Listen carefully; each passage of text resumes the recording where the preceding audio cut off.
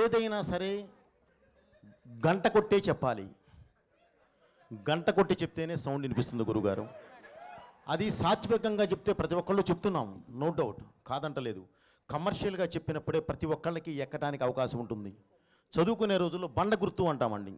అలాగే దీనికి ఒక ఇది చెప్పాము. ఇప్పుడు మీరు చెప్పారండి, భగవద్గీత, రామాయణం, మహాభారతం ఎక్సెట్రా ఎక్సెట్రా మొత్తం చెప్పారు గురుగారు. మీరు నమ్మండి, రేపు చూడండి గురుగారు, ఈ 3 సినిమాలో ఉంటాయి. ఓకే అండి, దీనికి సంబంధించిన ప్రతి ఇది దీనిలో ఉంటుంది. ఈ 3టికి మూలం ఉందో చూడండి గురుగారు. ఇప్పుడు వారు అడిగారు, భగవద్గీత, రామాయణం, మహాభారతం అంటేనే మన దేశ ఆత్మ. ఆ ఆత్మ ఒక కమర్షియల్ సినిమాలో ఎలా ఉంటుంది అని అడిగారు. ఈరోజు నేను చెప్తున్నాను బ్రదర్, మీరు సినిమా చూడండి. ఈ 3టికి ఉన్న ఆత్మే ఈ సినిమా, దాని మీద నుంచే మొదలవుతుంది.